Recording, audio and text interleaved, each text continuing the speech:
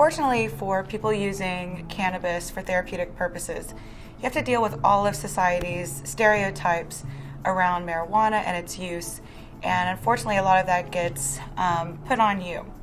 And the stigma of using medical cannabis, whether people don't believe that you're using it for health benefits, or if people believe that it's going to turn you into a couch potato, some of those things are things you can chuckle about, and you can sort of fight through those stereotypes. I think, it puts an extra burden on us as medical cannabis patients to prove to people we're not what they think that we're going to be.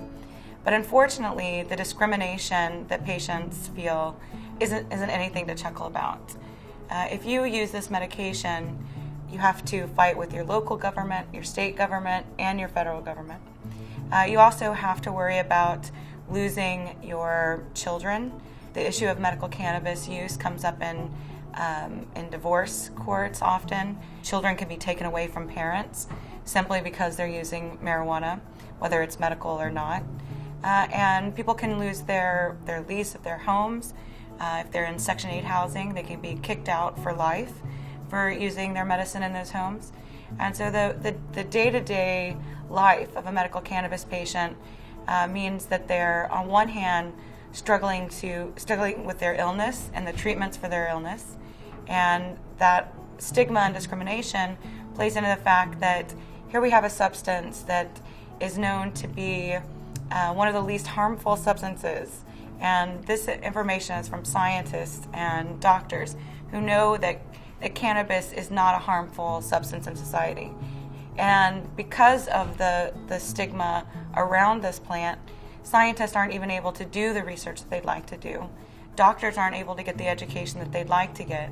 And this means, as a patient, when you're in a situation where there aren't other treatment options, or other treatment options are failing you, that you're going to find yourself going through all sorts of hurdles to be able to use this medication. And for many of us, we don't have a choice. We didn't choose to use this substance. For people with chronic pain, they're told to take ibuprofen for the rest of their life. And I'm not sure if you've noticed, but you're only supposed to take ibuprofen or Aleve for 6 days.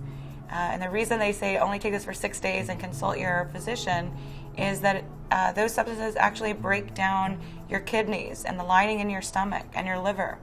And for many of those patients, medical cannabis could relieve the inflammation better than ibuprofen, and yet it's not brought up to them by doctors.